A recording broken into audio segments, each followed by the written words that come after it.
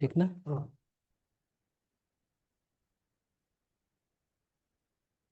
तो कैसे हैं आप सब?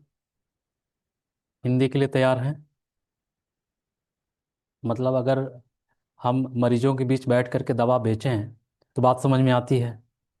सब स्वस्थ दिखें, निरोग दिखें और उसके बीच बैठ करके हम दवा का प्रचार करें तो ठीक नहीं लगता ना। ठीक उसी तरीके से हिंदी बेल्ट में और हिंदी पढ़ाने की बात की जाए वैसे ही लगता है। लेकिन ज़रूरी है। ज़रूरी इसलिए है कि जो हमारे नीति बनाने वाले लोग हैं नीति बनाने में जो परीक्षा कंडक्ट कराते हैं, उन लोगों ने देखा कि हिंदी में ढेरों गड़बड़ियाँ आ रही हैं। इतनी गड़बड़ियाँ आ रही हैं कि बेसिक लेवल पे जो लड़का पढ़ के यहाँ से जा रहा है और कल की डेट में वो कलेक्टर बन रहा है, सचिव बन रहा है, जज बन रहा है, उसकी स्पेलिंग मिस्टेक बहुत है। स्पेलिंग मिस्टेक इतनी है कि आप यूँ समझ लें कि अ, हिंदी में एक शब्द है जरा। ठीक। उसको हम लोग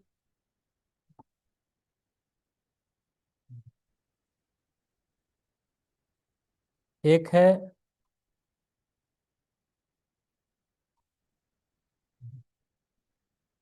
ना। ये जरा का मतलब होता है बुढ़ापा, और ये का मतलब होता है थोड़ा। अब ये फर्क हम लोग को आते रहना चाहिए, है ना। अगर फर्क नहीं समझेंगे और पता चला कि हम अपनी विवेचना में अगर लिख दें इस जरा की जगह जरा लिख दें, जरा की जगह जरा लिख दें, तो अर्थ का अनर्थ हो जाएगा। ठीक इसी तरीके से शब्दों के अर्थ हमें पता होना चाहिए। अगर शब्दों के अर्थ नहीं पता है तो हम पता चला कि कुछ का कुछ लिख देंगे, और हम चूंकि सरकारी अधिकारी हैं, हमें सरकार ने अधिकार दिया है, उसके लिए कानून संहिता बनाया है, और पता चला कि हमने कुछ का शब्द कुछ लिख दिया और कुछ का अर्थ कुछ ले लिया गया, तो सरकार का पक्ष तो कमजोर हो गया ना। तो फिर वेतन किस बात की, जिम्मेदारी किस बात की? हमारे में और आम आदमी में फर्क क्या है? कुछ नहीं। अपराधी भी वही है और हम भी वही हैं। तीसरी बात ये कि राजकाज की भाषा को आसान बनाने के लिए बहुत से ऐसे टिपिकल शब्द हैं जिनको सरल बनाया गया है। अगर सरल शब्दों का प्रयोग नहीं करेंगे तो जनता के बीच हम जा नहीं पाएंगे, और जब जनता से जुड़ाव नहीं होगा तो जनता का विश्वास हमारे बीच नहीं रहेगा, और जब जनता का विश्वास हमारे बीच नहीं रहेगा तो टैक्सेशन नहीं होगा, विद्रोह हो जाएगा, पूंजी नहीं जमा होगी, और जब पूंजी नहीं जमा होगी तो हमारा देश पीछे हो जाएगा। इन तमाम चीज़ों को ध्यान में रखते हुए नीति निर्धारकों ने यह बताया कि हिंदी पढ़ करके आने वाले लोगों की हिंदी कमज़ोर है। इसलिए एक ऐसी हिंदी बनाई जाए जो कम से कम जो राजकाज में प्रयुक्त शब्दावलियां हैं वो शब्दावलियां ठीक से सीख के आए ये लोग। और पता चला कि हम लोग हिंदी बेल्ट के में पैदा हुए, बचपन से हिंदी बोलते रहे, और इतना ज़्यादा आत्मविश्वास आ गया हम लोग के अंदर कि यह हिंदी में पढ़ने लायक है क्या, हिंदी क्यों पढ़ें हम। या यूं कह लें कि अगर आप हिंदी पढ़ने जाते हैं कहीं कोचिंग क्लास में, अगर बगल वाला जान जाता है कि आप हिंदी पढ़ने जा रहे हैं तो पूछता है कि हिंदी पढ़ने जा रहे हो, हिंदी में पढ़ने लायक है क्या, हिंदी में पढ़ने लायक है क्या। तो अब आप मतलब थोड़ा सा शर्मिंदगी महसूस करते हैं आप। क्यों? क्योंकि हाँ यार, हिंदी तो हम लोग बचपन से बोलते आए हैं, और हिंदी में हम पढ़ने जा रहे हैं तो सचमुच पढ़ने लायक क्या है, तो छुप छुपा के पढ़ने जाते हैं। कुछ तो छोड़ ही देते हैं। कुछ तो ये कहते हैं कि हमें हिंदी बहुत आती है। जिनको हिंदी बहुत आती है या ठीक ठाक आती है, चलिए शुरुआत करते हैं क से। अपनी अपनी कॉपी में आप लिखिए कौवा। लिखिए। लिखिए कौवा। जो कौवा उड़ता है ना, लिखिए। हाँ। क से कौवा, ख से खरगोश। पढ़ा है ना। यहीं से शुरुआत करते हैं। इसमें से कितने लोग हैं जो जिनकी मातृभाषा अवधी है? कितने लोग हैं, हाथ उठाएं। जो फैजाबाद, अयोध्या, सुल्तानपुर, प्रतापगढ़, इलाहाबाद, कौशाम्बी, फतेहपुर में रहने वाला है, वो अवधी बोलता है। कितने लोग हैं, हाथ उठाएं। अच्छा, ब्रज क्षेत्र के कितने लोग हैं? ब्रज क्षेत्र के। अच्छा, मेरठ क्षेत्र के कितने लोग हैं? एक आदमी। हाँ। किस जगह के? हाँ, मुजफ्फरनगर खड़ी बोली बोली जाती है उधर। ठीक। यानी कि हम लोग उस क्षेत्र के हैं जहां पर अवधी बोली जाती है, ब्रज बोला जाता है, और इक्का दुक्का लोग ऐसे मिलेंगे जो खड़ी बोली बोली जाती है, और हमारी जो राजभाषा है वो खड़ी बोली है। तो हम खड़ी बोली नहीं जानते, पैदा हुए हैं भोजपुरी क्षेत्र में, अवधी क्षेत्र में, ब्रज क्षेत्र में। और दम भी है कि हमको हिंदी बहुत आती है। हिंदी बहुत आती है, अभी आपने क्या लिखा?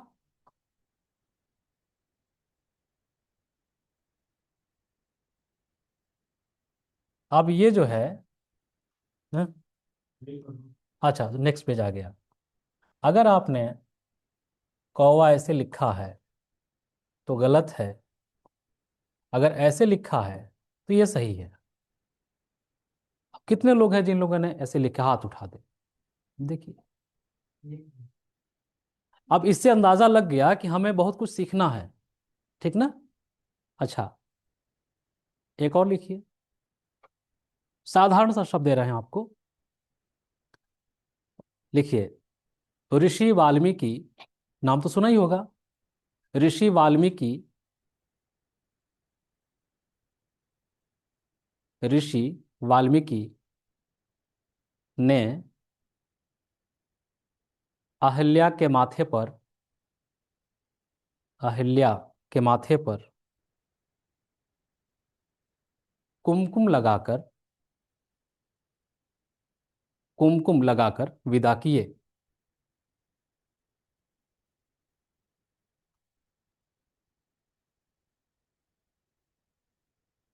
कुमकुम लगाकर विदा किए।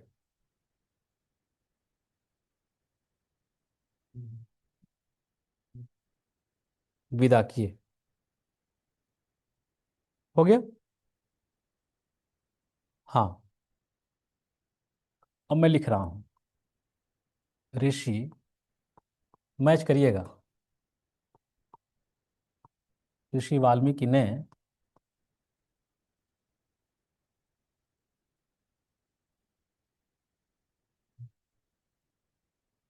अहल्या के माथे पर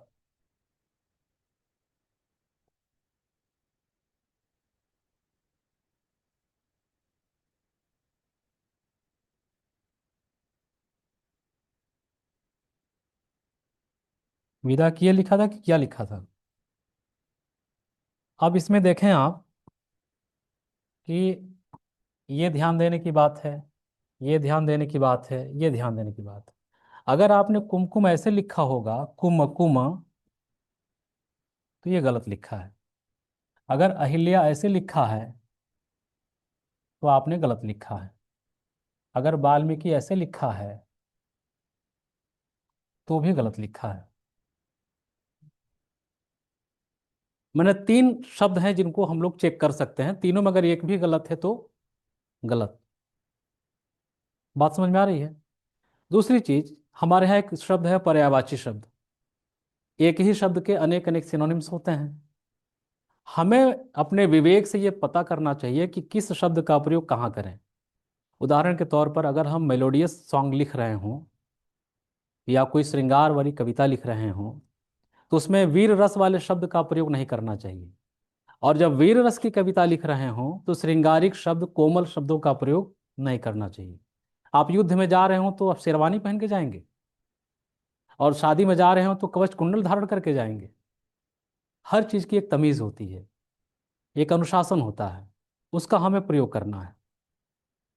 अब चूंकि आप लोग सभी लोग मेरे ख्याल से जुडिशरी की तैयारी कर रहे होंगे, आपके यहाँ शब्दों का बड़ा महत्व है। अगर चोरी की जगह लूट लिख दिया, लूट की जगह डकैती लिख दिया, तो धारा बदल जाती है।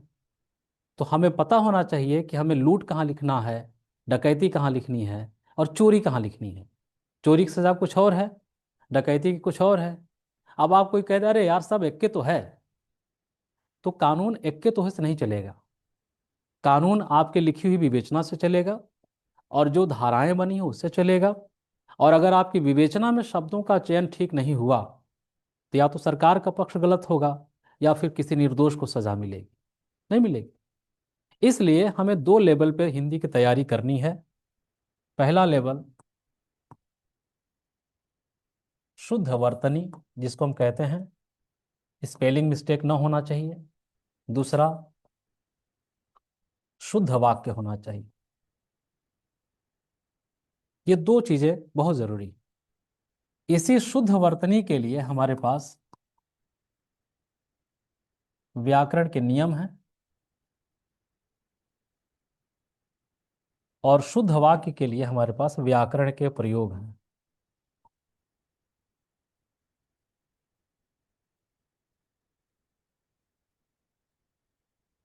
ठीक है, ये हमें जानना ही चाहिए किसी भी तरीके से, ये बहुत बेसिक है।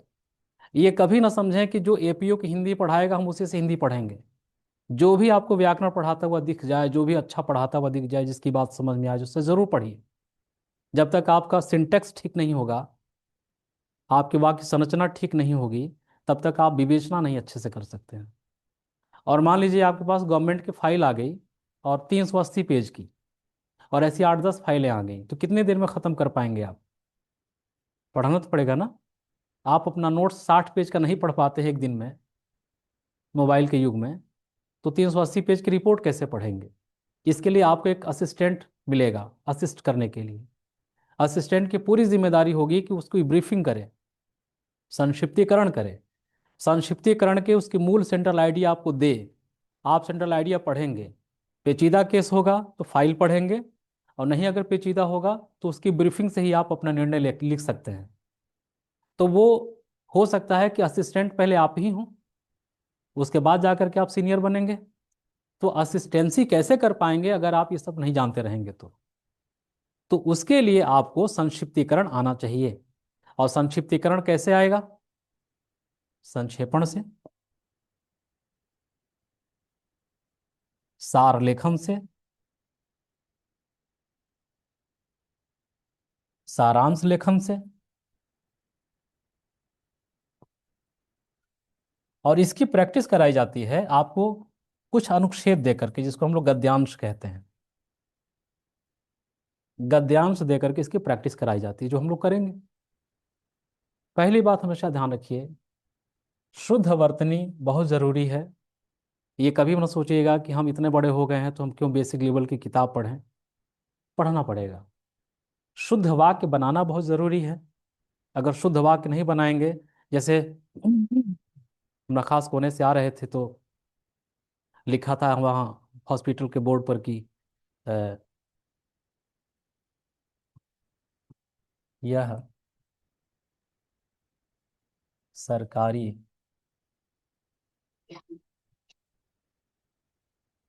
महिलाओं का अस्पताल है। महिलाएं कब से सरकारी प्राइवेट होने लगी?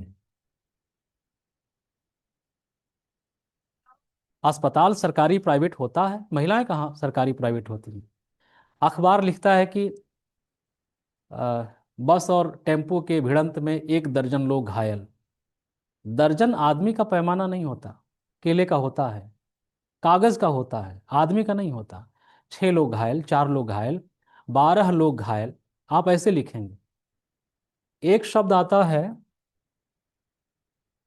आशंका, और एक शब्द आता है,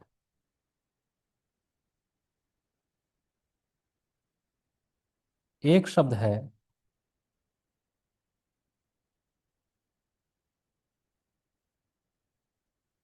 आशंका, और एक शब्द है संभावना। अब दोनों में डाउट जो है, संदेह कॉमन है। दोनों निश्चित तौर पर नहीं कहे जाते हैं, दोनों में निश्चितता नहीं है, दोनों में डाउट निहित है, दोनों में। अब इसका प्रयोग हम वहां करेंगे जहां पर भय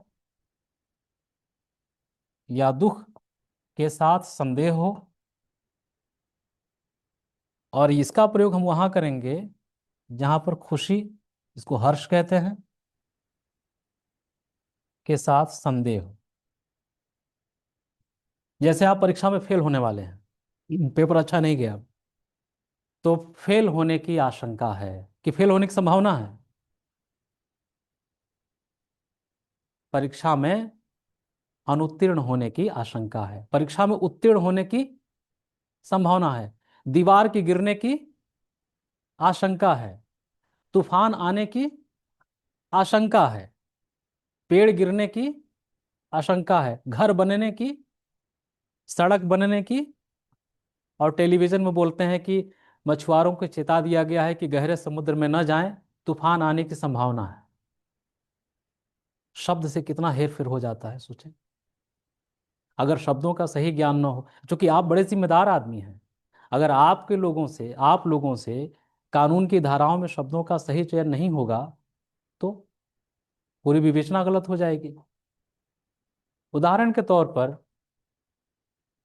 शब्द है जलील।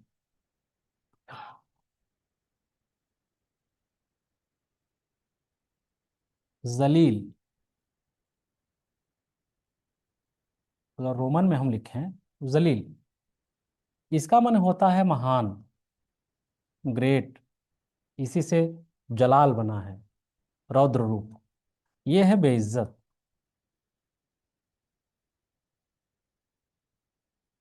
हम लोग कहते हैं कि उसने मुझे जलील कर दिया यार, चाय वाले को हमने पैसे नहीं दिए, चाय वाले ने हमको जलील कर दिया। अब जलील कहते तो महान है, और भाव लेते हैं हम लोग बेइज्जती का। वहां होना चाहिए जलील, और हम लोग बोलते हैं जलील। तो ये हमारी भाषा में आनी चाहिए, बोलचाल की भाषा में। आप साधारण आदमी नहीं हैं, आप जन नहीं हैं, आप गण हैं, विशेष हैं। और विशेष की जो भाषा होती है ना, वो विशेष होती है। बाबरनामा में बाबर कहता है हुमायूं से कि तुम एक बड़े रियासत के बादशाह बनने जा रहे हो, तुम्हारी भाषा अच्छी होनी चाहिए। बाबरनामा जब पढ़ेंगे आप, उसमें लिखा है, एनबीटी से छपा है, लिखा है कि the language of king is the king of languages. राजा की भाषा भाषाओं की राजा होती है। यानी जो आप भाषा प्रयोग करेंगे वो गंवई भाषा नहीं होगी, वो मानक भाषा होगी। और मानक भाषा यूं ही नहीं आ जाती रातों रात, उसके लिए सीखना पड़ता है आपको। और जो सीखे हैं उसमें गलतियां दूर करके शुद्ध करनी होती हैं। जब शुद्ध कर लेंगे तो भाषा आपकी अच्छी होगी। और जब भाषा अच्छी होगी तो आपका रिटन एग्जाम अच्छा होगा, आपका इंटरव्यू अच्छा होगा। और आप जब सिलेक्शन ले लेंगे तो आपकी विवेचनाएं अच्छी होंगी, आपके डिसीजन अच्छे होंगे, आपका लेख अच्छा होगा। फिर राष्ट्रपति सम्मान से पुरस्कृत किए जाएंगे आप, हंसी खुशी जीवन बीतेगा। यानी भाषा कितनी जरूरी है हमारे जीवन में, आप इससे अंदाजा लगा सकते हैं। तो हमारे पाठ्यक्रम में जो दिया है टॉपिक पढ़ने के लिए, वो यूं ही नहीं है, वो बेसिक हिंदी है जो आपको आनी चाहिए। उस बेसिक हिंदी को भी कवर करने के लिए प्राइमरी हिंदी पढ़नी है आपको, प्रिलिमिनरी जिसको कहते हैं। यानी कि आपको व्याकरण आना चाहिए, आपको संज्ञा सर्वनाम विशेषण आने चाहिए, आपको सिंटैक्स बनाना आना चाहिए, आपको ध्यान रखना चाहिए कि कौन सा शब्द का प्रयोग कहाँ होगा। जैसे हमने लिखा कि वह भला लड़का है, या इसको भी छोड़ देते हैं, आसान शब्द लेते हैं, वह अच्छा लड़का है। यहाँ अच्छा शब्द क्या है? विशेषण है। विशेषण जो जिसकी विशेषता बताई जाए।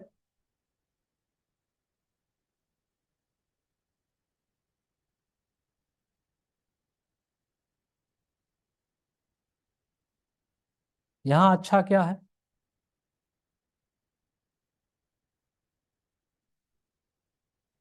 कोई मतलब नहीं है इसका। यहाँ अच्छा का मतलब गुड नहीं है, यहाँ कोई अर्थ नहीं है, विशेषण है ही नहीं। यहाँ अच्छा का मतलब होता है कि वाक्य को कंप्लीट करने के लिए बोला गया, जैसे अंग्रेजी में वेल। गुड नहीं है यहाँ पर। यहाँ पर हम इसको अव्यय कहेंगे, रूप बदल गया ना। तो हमें, अब मान लीजिए कि आपका वकील बहस करने लगे कि मिलॉर्ड यहाँ विशेषण है अच्छा, गुड के अर्थ में है, यहाँ भी गुड के अर्थ में है। तो आप उसको समझाएंगे कि बेटा जहाँ से तुम बोल रहे हो उससे दो कदम हम आगे हैं। ये जानते रहेंगे तब ना बोलेंगे, और तब आप निर्णय देंगे। तो शब्दों का ज्ञान बहुत जरूरी है, इतना जरूरी है कि अगर शब्दों का हेर फेर हो गया ना तो बात ही हाथी पाइए। अच्छी बात सुनकर के राजा आपको हाथी से नवाजेगा, उपहार में देगा। बातई हाथी पाई और बातई हाथी पाँव, और नहीं तो हाथी से कुचलवा देगा। तो बात यानी कि शब्दों में, आपके हिंदी शब्दों में ताकत होनी चाहिए, जानकारी होनी चाहिए। हम जो भी लिखें, जैसे हमारे यहाँ क्या क्या है, थिकनेस कैसे बढ़ेगी इसकी? ये तो अच्छा, अच्छा ये वाला, जैसे क्या कहते हैं कि व्याकरण, ठीक, ये बहुत ज़रूरी है। फिर उसके बाद अ, ओ, व्याकरण, गद्यांश, वाक्य प्रयोग, ये तीन चीज़ें, ये टूल्स है। जैसे मैथ्स साइंस का टूल्स है, और इतना मतलब शक्तिशाली टूल्स है कि परिभाषा दी जाती है कि maths is the queen of science. Maths विज्ञान की रानी है। और रानी का कितना प्रभाव होता है, यह किसी पुरुष से पूछ लीजिए। हर घर की रानी, हर घर की जो स्त्री है, उस घर की रानी होती है। शेर खतरनाक होता है कि शेरनी? शेरनी। और बाकी कुछ कहने की जरूरत नहीं होगी। उसी तरीके से भाषा की टूल्स है व्याकरण, ये जानना जरूरी है। यहाँ गद्यांश से हम सीखेंगे कि हमें किस टाइप की हिंदी पढ़नी है, किस टाइप का हमारे यहाँ कंपटीशन में पूछा जाएगा, सिलेबस के अकॉर्डिंग क्या है, और इससे हम अपना मूल्यांकन करेंगे। तीन चीज़ें। तो सर ने हमसे बताया था कि आप लोग के पाठ्यक्रम में जो हिंदी है, उसी को शुद्ध करना, ठीक करना है। तो कुछ चीज़ें आप पहले से पढ़ते रहिए, कुछ चीज़ें पहले से पढ़ते रहिए, आपके लिए बहुत फायदेमंद साबित होंगी। जो पाठ्यक्रम में है वो हम आपको बता देंगे, और बाकी जब हम टेस्ट लेंगे तो इससे आपके और उसमें और निखार आता चला जाएगा। तो पहले मैं ये जानना चाहूँगा कि आप लोगों को हिंदी में कहाँ कहाँ कमजोरी आती है, कौन सा पक्ष आपका कमजोर है? जब आप अपना सिलेबस, मेरे हिसाब से मत बताएं, आप अपने सिलेबस को सामने रखें, और ये बताएं कि सिलेबस में कौन सी चीज़ है जिसको आप कर जाते हैं, उसको भी मत बताइए। जहाँ पे आप कमजोर महसूस करते हैं आप, सर वो बताइए। गद्यांश में। हाँ, हाँ बिल्कुल बिल्कुल, बहुत ठीक बात बताया आपने। निबंध में।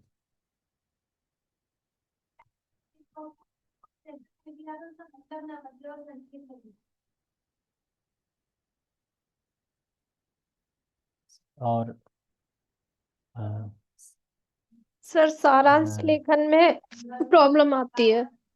मतलब उसको सारांश, हाँ, और शुद्ध अशुद्ध वाक्य, शुद्ध अशुद्ध वाक्य, और जब गद्यांश का सारांश लिख रहे होते हैं तो कभी कभी ऐसा लगता है कि हमने अपनी पूरी बात ज्यादा सेंटेंस में, और कभी कभी सफिशिएंट से थोड़ा कम सेंटेंस। समझ गए। और आपके यहाँ पत्र लेखन तो एक ही आता होगा, संपादक, संपादक के नाम पत्र। अच्छा, ठीक है। पत्र लेखन, और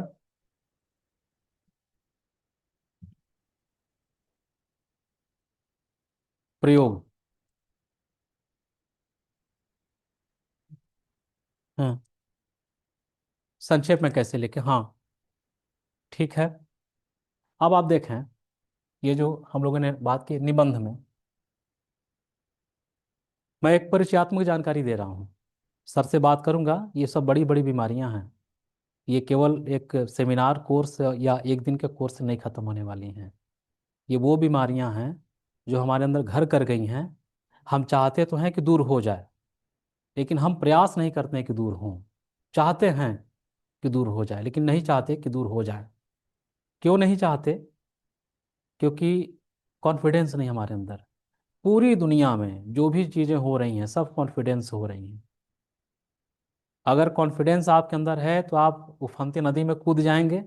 कॉन्फिडेंस नहीं है तो नाला भी नहीं डांक पाएंगे आप। कॉन्फिडेंस अगर है तो आप उत्तर लिख करके मस्त रहते हैं। कॉन्फिडेंस नहीं है तो भारी हो जाता है पाठ्यक्रम। कॉन्फिडेंस अगर है, आपने पांचों प्रश्न उत्तर लिख दिए, अब आप 3 घंटे बाद जब निकलते हैं क्लासरूम से, एग्जामिनेशन हॉल से, तो आप ऊर्जावान महसूस करते हैं। और कॉन्फिडेंस नहीं है, आपने उत्तर नहीं लिख पाया है, तो चेहरा लटका हुआ निकलते हैं आप 3 घंटे में। जो लगातार 3 घंटे मेहनत किया वो ऊर्जावान है, और जो कुछ नहीं लिखा बैठा था 3 घंटे, वो बिल्कुल लाचार मलिन दिख रहा है। क्यों? कॉन्फिडेंस नहीं है। ये जो हम लोग पढ़ाई लिखाई करते हैं ना, सब कॉन्फिडेंस के लिए करते हैं। जो भी हम पढ़ते हैं, हमारे घरों में लोग गाइड पढ़ने से मना करते थे। उत्तरमाला देख करके हम लोग उत्तर लगा लेते थे, तो कहा जाता था कि गाइड मत पढ़ो क्योंकि उसमें उत्तर है। घिसोगे, संघर्ष करोगे, पढ़ोगे, दिमाग पर जोर डालोगे, तो उत्तर निकलेगा। जब उत्तर निकल आएगा तो आर्किमिडीज की तरह यूरेका यूरेका कह करके आप कॉन्फिडेंस से भर जाएंगे। और जब कॉन्फिडेंस से भर जाएंगे तो आप आंख में आंख डाल करके बात करेंगे सत्ता पक्ष से। पूरा खेल कॉन्फिडेंस का है। आपको सब आता है, कॉन्फिडेंस नहीं है। कॉन्फिडेंस के लिए चाहिए एक अच्छा मेंटोर, एक अच्छा मार्गदर्शक जो बताए कि क्या गलत है और क्या सही है। जब वो ये बता देगा कि ये गलत है और ये सही है, तो आपके अंदर कॉन्फिडेंस आ जाएगा कि सर ने बताया, अब इसके अलावा तो कुछ हो ही नहीं सकता। और एकदम जैसे अब कोई भी अगर ऐसे कुमकुम लिखेगा तो आप मुस्कुराएंगे और कहेंगे कि वो नहीं बल्कि ये सही है। अब कोई भी अगर कौवा ऐसे लिखेगा तो आप मुस्कुराएंगे और आप ऐसे लिखें। तो ये लिखा क्यों जाता है? उसके पीछे कारण है। हिंदी दो तरह की होती है, एक व्याकरण की हिंदी होती है और एक पत्रकारिता की हिंदी होती है। पत्रकारिता मतलब कम्युनिकेशन, संचार की हिंदी। संचार की हिंदी को सरल बनाने के लिए बहुत सी चीजों को अवॉइड किया जाता है। नियम यह है कि अगर हम कोई शब्द लिख रहे हों, हमने लिखा अजीज, अब हम ये नुक्ता लगाएंगे तो हमारी स्पीड स्लो हो जाएगी। हमने लिखा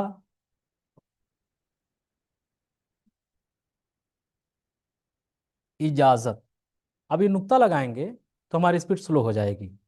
हमने लिखा माँ, ये चंद्रमा बनाएंगे हमारी स्पीड स्लो हो जाएगी।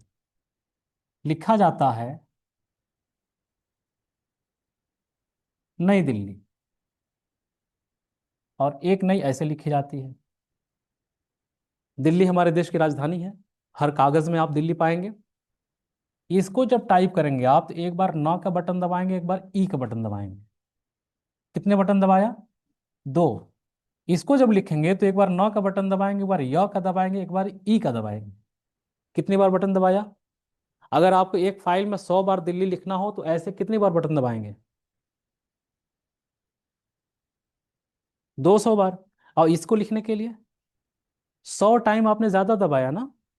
तो सरकारी कामकाज, कम्युनिकेशन का कामकाज, पत्रकारिता का कामकाज सरल बनाने के लिए कुछ संशोधन किए गए हैं कि आप जल्दी काम करें, कम से कम जगह में अधिक से अधिक शब्द लिखें।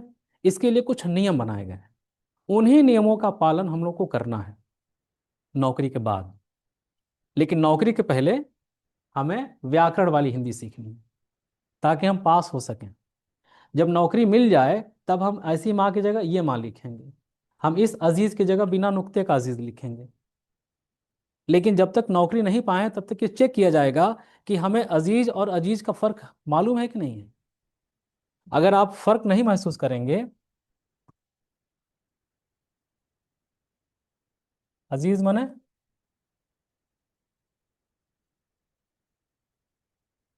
प्यारा या आत्मीय, और अजीज माने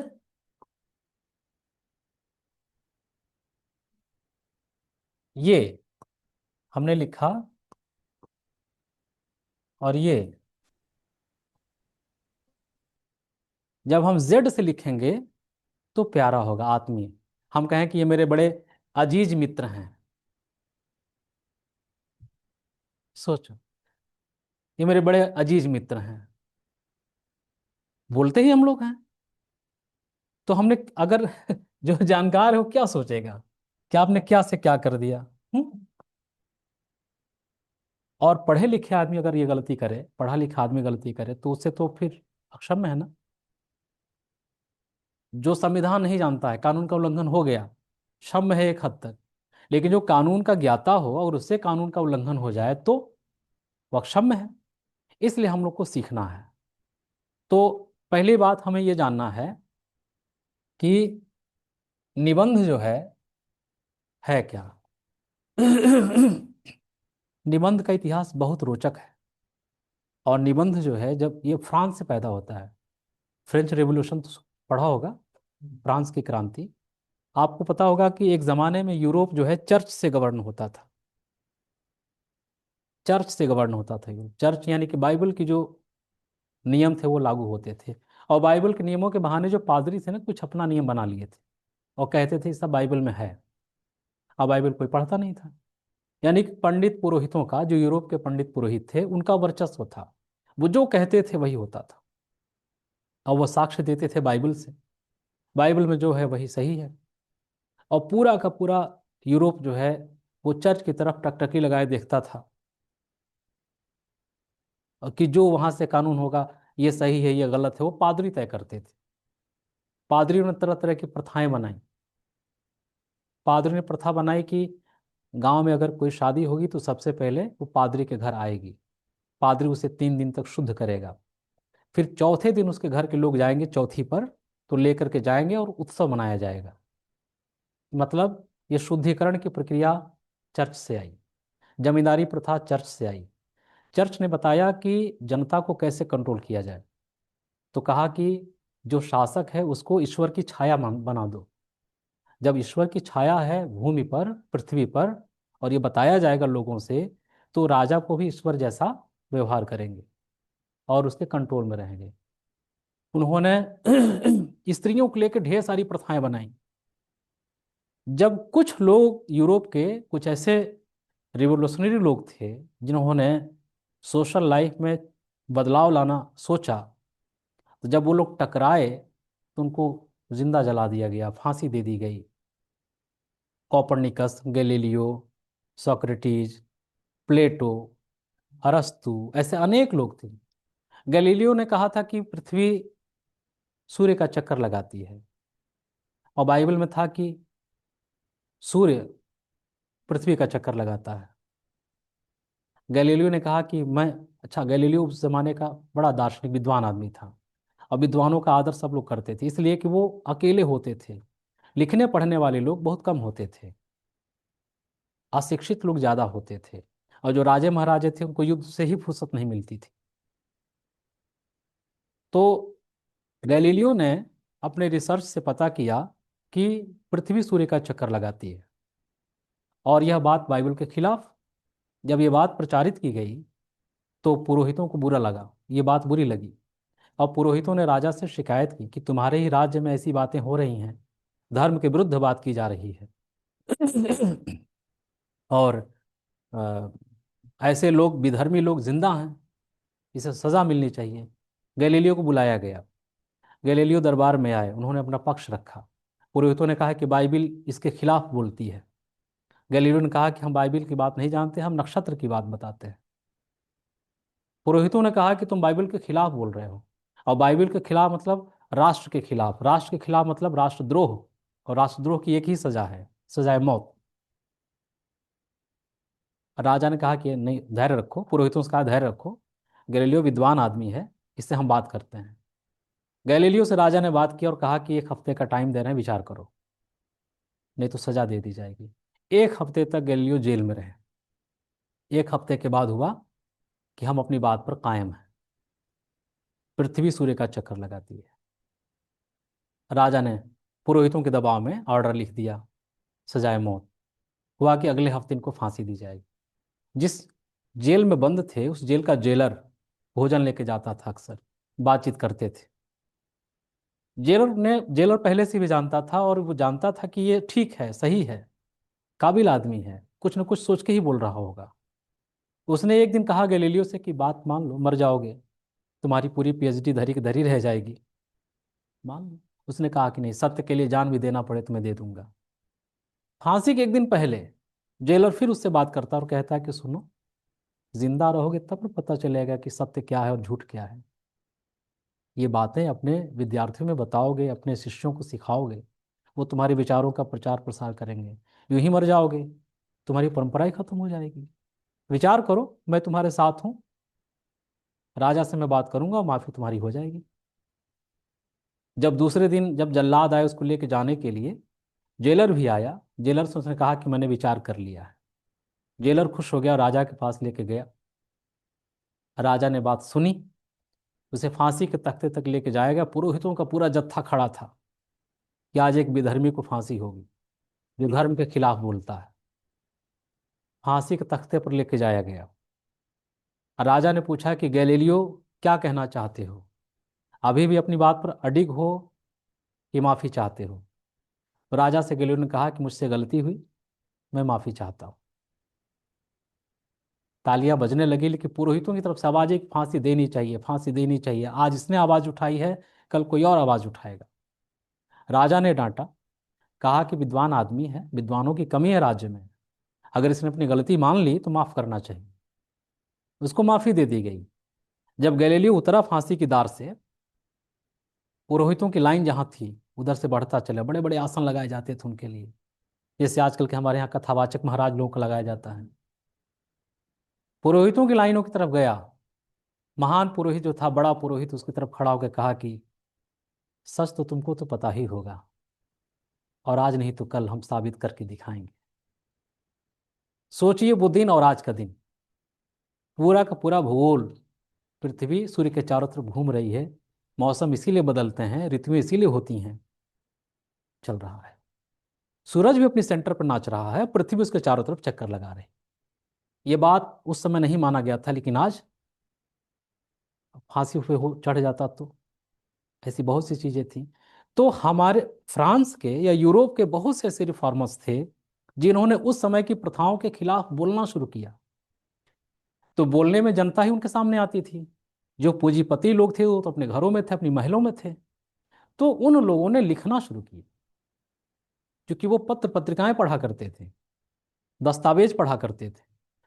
तो उन दस्तावेजों को पढ़ करके उन पूंजीपतियों के अंदर भी एक चेंजेस आए। और चेंजेस तब आते हैं जब पुरोहित के घर का ही बालक पुरोहित के खिलाफ बात करता है, तब उसकी बात सुनी जाती है। इस तरीके से यूरोप में लिखने की प्रथा शुरू हुई। हमारे यहाँ लिखा जाता ना पेपर के एडिटोरियल पर कि यह लेखक के अपने विचार हैं, इससे संपादक की सहमति जरूरी नहीं है। उस तरीके से वहां भी लिखा गया और ये बताया गया कि ये हमारे अपने विचार हैं, और ऐसे विचार हैं जो किसी बंधन में नहीं हैं, निर्बंध हैं। यानी कि किसी भी टॉपिक पर वह विचार जो आपका अपना हो, आपकी अपनी सोच का हो, वो निबंध के दायरे में आता है।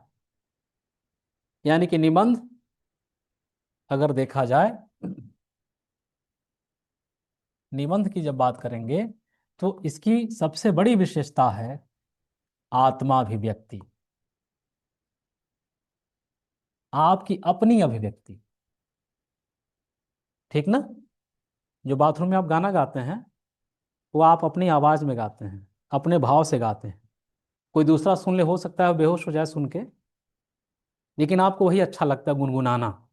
आप अपने मन से गाते, आत्माभिव्यक्ति। इसके उदाहरण भी आपके अपने उदाहरण होते हैं, इसकी भाषा भी आपकी अपनी भाषा होती है। अब एक अंतर मैं बताऊंगा। आप योजना या कुरुक्षेत्र मैगजीन पढ़ते होंगे, जो सरकारी पत्रिका आती है।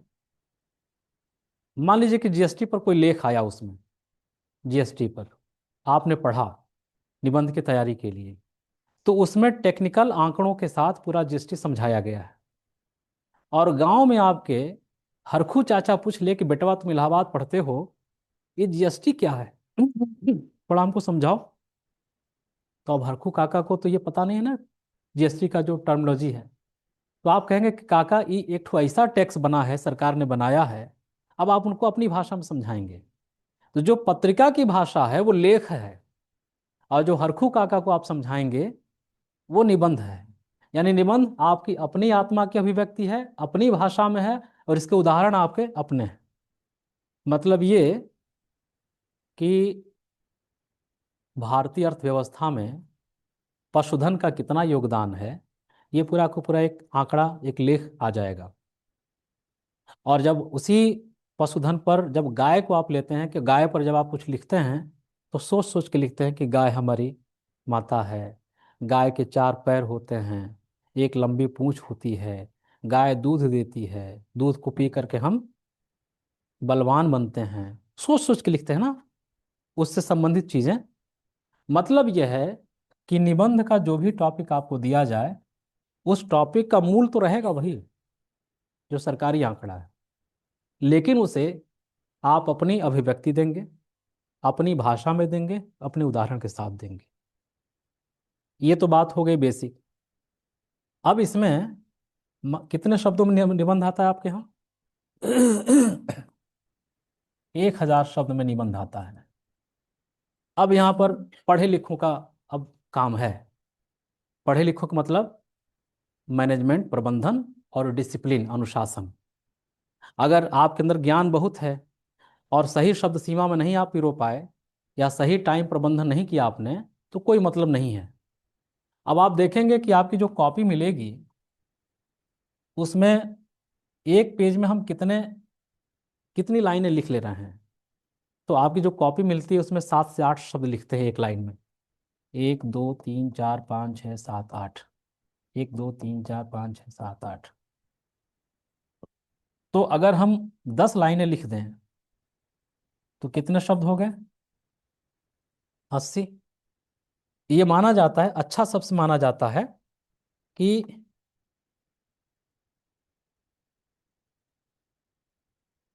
ये माना जाता है किसी भी कॉपी में कि कम से कम 2 पैराग्राफ, या अधिक से अधिक 3 पैराग्राफ। तो 80, 80 और 80, यानी एक पेज में कितने शब्द आ गए? 240। ठीक। अब इस तरीके से कितने पेज बनाएंगे आप? 4 पेज, 5 मान लीजिए। यानी आप ये मान के चलिए कि आपका जो भी निबंध होगा वो 5 पेज का होगा, और एक पेज में कम से कम 3 पैराग्राफ्स आप लिखेंगे। आपने बांध लिया अपने विचारों को। अगर 5 से 7 पेज में होता है तो ये मान के चलिए कि आप शब्द सीमा के बाहर हैं प्रायः।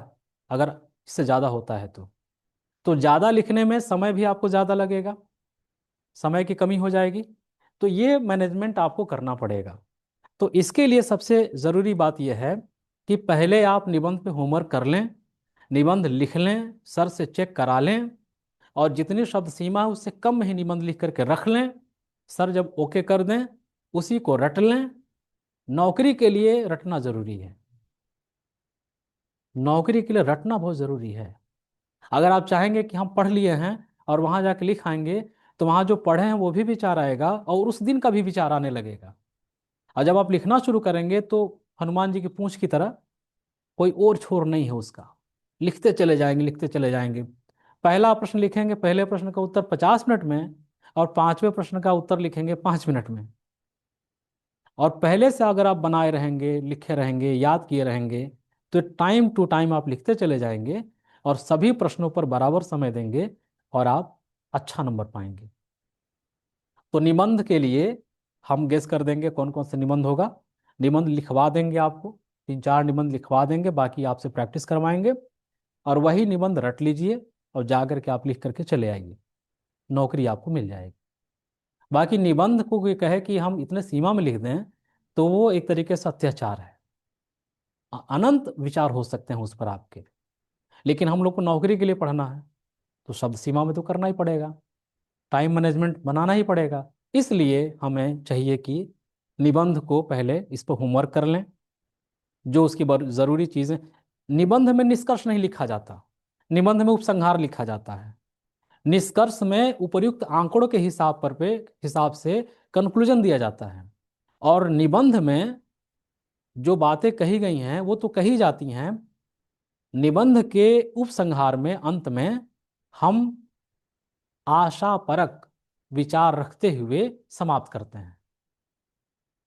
आशापरक विचार रखते हुए समाप्त करते हैं, निष्कर्ष नहीं देते, उसमें आशा डालते हैं, उम्मीद डालते हैं, और हम विषय को समाप्त करते हैं। ये बात जरूर ध्यान रखें। निबंध जब लिखने की बात आएगी तो हम आपको बताएंगे। मान लीजिए कि आ गया आपदा प्रबंधन पर, मान लीजिए, तो सबसे पहले हम इस पर भूमिका लिखेंगे। भूमिका जो विषय से संबंधित नहीं है, यूनिवर्सल ट्रुथ होगा वो। कोई ऐसी लाइन पंक्ति होगी, कोई ऐसी लाइन होगी, कोई ऐसा थॉट होगा, एग्जामिनर पढ़े तो रुक जाए कि कुछ नई नई चीज पढ़ने को मिल रही है। एक मिनट, एक मिनट बताते हैं। भूमिका, फिर भूमिका से आप आएंगे विषय पर जिसको कहेंगे प्रस्तावना। फिर इसके बाद हम विषय पर आएंगे, और विषय में हम विषय को विवरण भी देंगे और उसका एनालिसिस भी करेंगे, विश्लेषण भी करेंगे। फिर इसके बाद कारण गुण दोषों के हिसाब से उसका मूल्यांकन करेंगे। फिर उसका हम उपसंहार करेंगे। ये आपका ड्राफ्ट है निबंध का। इस हिसाब से अगर आप लिखेंगे तो पंखे पर निबंध लिख लेंगे, कैमरे पर निबंध लिख लेंगे, पेन पर निबंध लिख लेंगे, चश्मे पर निबंध लिख लेंगे, पानी के बॉटल पर निबंध लिख लेंगे। पहले भूमिका, फिर प्रस्तावना, फिर विषय लिखेंगे। सबसे ज्यादा शब्द यही रहेगा। ये विवरण भी देंगे, विश्लेषण भी देंगे, फिर कारण, फिर उपसंहार करेंगे, और हमारा निबंध तैयार। किसी भी टॉपिक पर लिखना चाहें, यही इसका ड्राफ्ट है। बेंच पर लिखना चाहें तो बेंच पर लिख सकते हैं आप।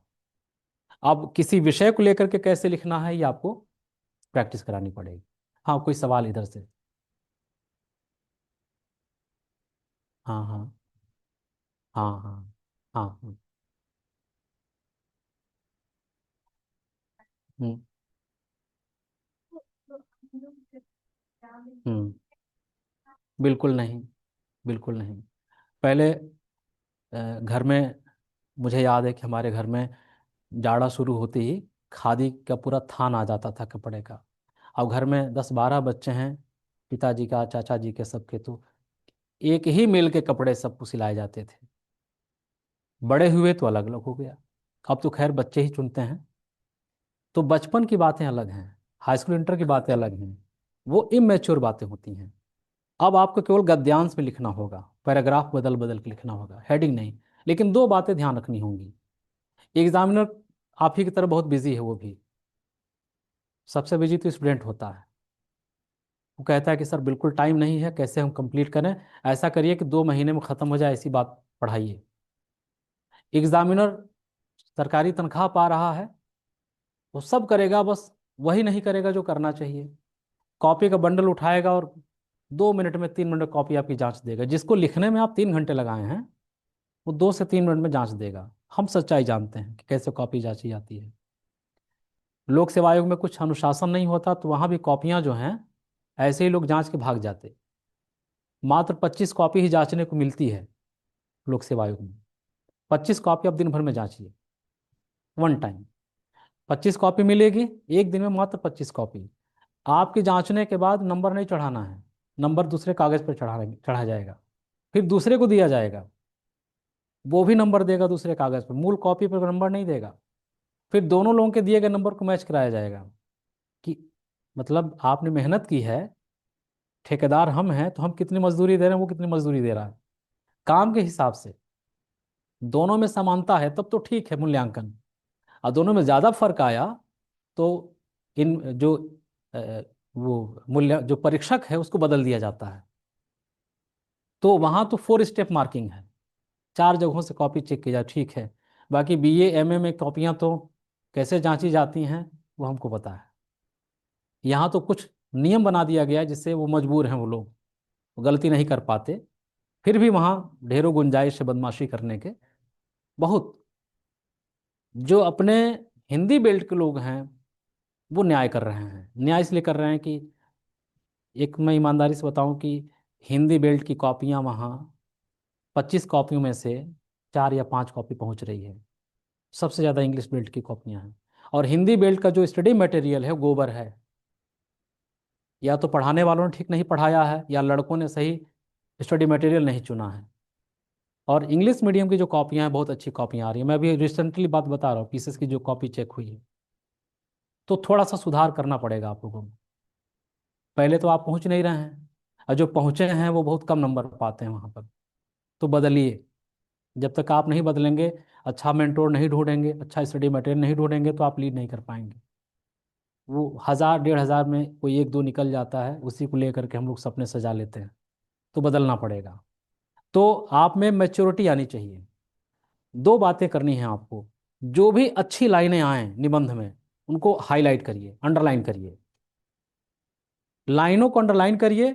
और जब कोई बात लिखते चले जा रहे हों और उससे संबंधित कोई उदाहरण आए और लगे कि प्रभावी उदाहरण है, तो जरूर लिखें और उसको भी हाईलाइट करें। यानी कि अच्छी लाइनें जो कोट की तरह हों उनको अंडरलाइन करें, और जो कुछ अच्छे कोटेशन हों वो आपको याद रहने चाहिए, वो अपने निबंधों में पिरो के डालें, ताकि एग्जामिनर पूरी कॉपी ना पढ़ पाए, उड़ती उड़ती नज़र भी डालेगा अगर लाइनों पर, तो आपकी उन लाइनों से प्रभावित होगा, उन उदाहरणों से, उन कविताओं से, उन कोट्स से प्रभावित होगा, और समझ जाएगा कि लड़के की मानसिकता क्या है, और वो पूरा का पूरा नंबर आपको मिलेगा उस पर। हाँ। हाँ। हम्म। हाँ हाँ हाँ। हाँ। अब देखें, जैसे इन्होंने कहा कि अगर हम महिला सशक्तिकरण की बात करें तो हम कैसे लिखेंगे। तो इसको लिखने के लिए हम बताएं कि कोशिश करें कि ऐसे उदाहरण कम लिखें जो खूब पढ़े गए हों, है ना। जैसे एक च्युइंगम को हम बार बार नहीं खा सकते, और एक समय ऐसा भी आता है कि च्युइंगम को दोबारा नहीं खा सकते, थूक देते हैं, उसकी मिठास खत्म हो जाती है। ठीक उसी तरीके से वह उदाहरण तो कतई न लें जो खूब चर्चित है। उससे अच्छा है कि आप न लिखें। कुछ ऐसे उदाहरण जो बिल्कुल अलग हों, नए तरीके को हों, हैं, सब किताबों में हैं। हम लोग इतने सरल सहज हैं। जैसे कमजोर आदमी झुकने के लिए पीठ झुकाने का कोई न कोई बहाना ढूंढ लेता है, वैसे ही हम लोग भी नया नहीं सीखते, एक ही चीज को बिल्कुल दोहराते जाते हैं। तो बार बार के प्रयोग से जो उनके अर्थ की जो चमक है ना वो खत्म हो जाती है। जैसे बार बार बर्तन घिसते हैं तो उसका जो नयापन का मुलम्मा है छूट जाता है, चमक उसकी खत्म हो जाती है। उसी तरीके से शब्दों के चमक खत्म हो जाते हैं। तो कुछ ऐसा उदाहरण ढूंढ लें, आपके पास बहुत टाइम है परीक्षा से पहले। अगर आपको पता है कि महिला अगर आपको पता है कि महिला सशक्तिकरण पर लिखना है, तो महिला सशक्तिकरण से संबंधित कुछ ऐसे कोट्स याद कर लें कि लगे कि हाँ कुछ नया है। अब यत्र नार्यस्तु पूजन्ते रमन्ते तत्र देवता खूब रटा गया है, खूब बोला गया है। हाँ, वो अभी मैं बता रहा हूँ। तो पहली चीज की हमें कोटेशन कौन कौन से लेने हैं और कहाँ कहाँ डालना है। जहां जरूरत पड़े, जैसे बात कहते कहते कई बार मन होता है और लोग शेर सुना देते हैं, तो उस उनकी बातों में और प्रभावशीलता आ जाती है। ठीक उसी तरीके से हमें यह ध्यान रखना है कि लिखते पढ़ते समय हम लोग को कहाँ कहाँ कोट डालना है। दूसरी चीज, इनका कहना यह है कि भूमिका में कुछ लोग सोचते हैं कि हम कथन से शुरुआत करें, कुछ लोग सोचते हैं कि कविता से शुरुआत करें, है ना। ऐसा कदापि नहीं करना चाहिए। वो हाई स्कूल इंटर की बातें हो जाती हैं। मान लीजिए कि जयशंकर प्रसाद की कोई कविता है और आपको याद है और आप लिखना चाहते हैं, तो आप उसी को अपनी भाषा में कन्वर्ट कर लें और लिखें। जरूरी नहीं कि जैसे यत्र नार्यस्तु पूज्यन्ते है, आपको लिखने का मन ही है तो आप ऐसे लिख सकते हैं कि भारतीय साहित्य शास्त्रों में या भारतीय शास्त्रों में कहा भी गया है कि जहाँ पर, अब हम संस्कृत नहीं लिखेंगे, कि जहाँ पर नारियों की पूजा होती है वहाँ देवता निवास करते हैं। रमन्ते तत्र देवता, वहाँ देवता निवास करते हैं। इस आलोक में वर्तमान समय में ऐसा कुछ नहीं हो रहा है ना। और ऐसा न होने से हमारी स्त्री, वर्तमान स्त्री जो है, सशक्त नहीं हो पाई। आप चाहे अंग्रेजी की कविता हो चाहे हिंदी की कविता हो, जरूरी नहीं कि आप यहीं से लेकर शुरू करें या किसी के कथन से हम शुरू करें। उस कथन को आप अपनी भाषा में कन्वर्ट कर लें और वहीं से लिखना शुरू करें। कोशिश तो यह करनी चाहिए कि 2 से 3 लाइनें जो हैं इसकी गद्य में हो, कविता में नहीं, गद्य में हो। फिर उसी में आप अपना कथन जो है पिरो दें। फिर आ जाएं आप विषय पर। मेरे पास कुछ निबंध हैं, मैं सर को दे दूंगा या प्रैक्टिस करा दूंगा, तो उससे निबंध लेखन आपकी, निबंध लिखने की शैली आ जाएगी। तो हम लोगों ने इस ड्राफ्टिंग पर बात की कि आपदा प्रबंधन पर अगर लिखना हो या किसी भी टॉपिक पर लिखना हो, पहले भूमिका, विषय पर नहीं आएंगे, विषय पर बाद में आएंगे। पहले भूमिका, फिर भूमिका के साथ विषय को प्रस्तावित करेंगे। 1 मिनट। हेलो, हाँ जी, कहाँ हैं आप?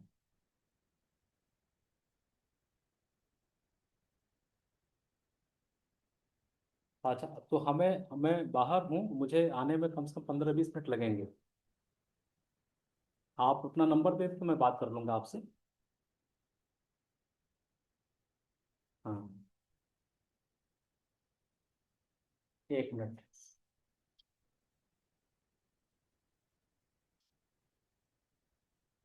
8115490305।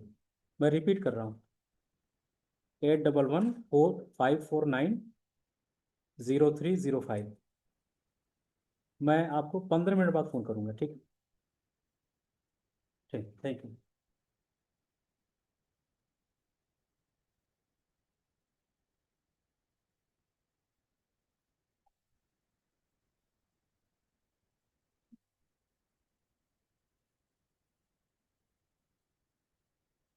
हाँ, ये लीजिए।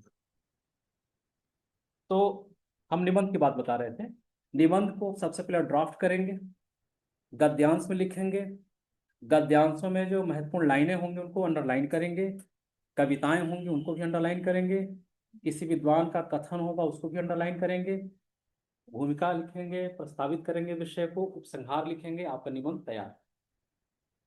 अब हम सॉल्ट पेपर देख करके, हम सॉल्ट पेपर देख करके आपका हम गेस कर देंगे कि कौन कौन से निबंध जरूरी हैं और निबंधों को हम लिखवा देंगे। क्लियर? दूसरा आता है गद्यांश, शीर्षक पहचानना। हाँ हाँ हाँ। सीमा क्या रहेगी? 2 3 मतलब मैक्सिमम कितनी डाल सकते हैं? प्रारंभ में, मध्य में या अंत में? कहीं भी डाल सकते हैं। तीसरा, जो लेखक है उनका नाम जानने की आवश्यकता है या नहीं? देखिए, तो अच्छी बात यह होती है कि उसका कथन, उसका नाम होना चाहिए। आविष्कार आपने किया है तो आपके नाम के साथ जाना जाए तो अच्छा लगेगा। कोटेशन का मतलब होता है कि जब हम कोई बात कहने जाते हैं और कहते कहते अचानक याद आई कोई बात और हम मुहावरा जड़ देते हैं, शेर व शायरी सुना देते हैं, तो मुहावरा या शेर पढ़ने से हमारी बातों में प्रभावशीलता आ जाती है। उसी तरीके से कोई विषय लिख रहे हों और उससे संबंधित कोई उदाहरण याद आ जाए तो हम उसको वहां पर लगा देंगे, जोड़ देंगे। रचनाकार है तो रचनाकार के नाम के साथ जोड़ देंगे, या रचना लिख करके, लाइनें लिखकर उसके नीचे उसका नाम लिख देंगे, या किसी ने ठीक ही कहा है ऐसे करके, और आप कवि का नाम लिख सकते हैं। सबसे बढ़िया तरीका ये होता है। और जब भी आप लिखते हैं, कोटेशन लिखने की जो, कोटेशन लिखने का जो तरीका होता है, आप ही लिखते चले गए, गद्यांश लिखते चले गए, ठीक। आप यहाँ लिखेंगे,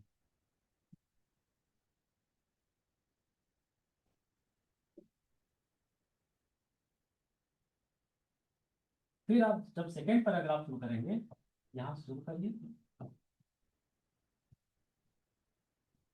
तो एग्जामिनर जब देखेगा आपकी कॉपी, तो ये जो खंड है ना, जो आपने कोटेशन लिखा है, ये स्पष्ट आई कैचिंग दिखेगा उसको। जैसे ये गद्यांश हम लिख रहे हैं, यहाँ तक आते आते मुझे किसी की बात याद आई। अब यहीं पर हम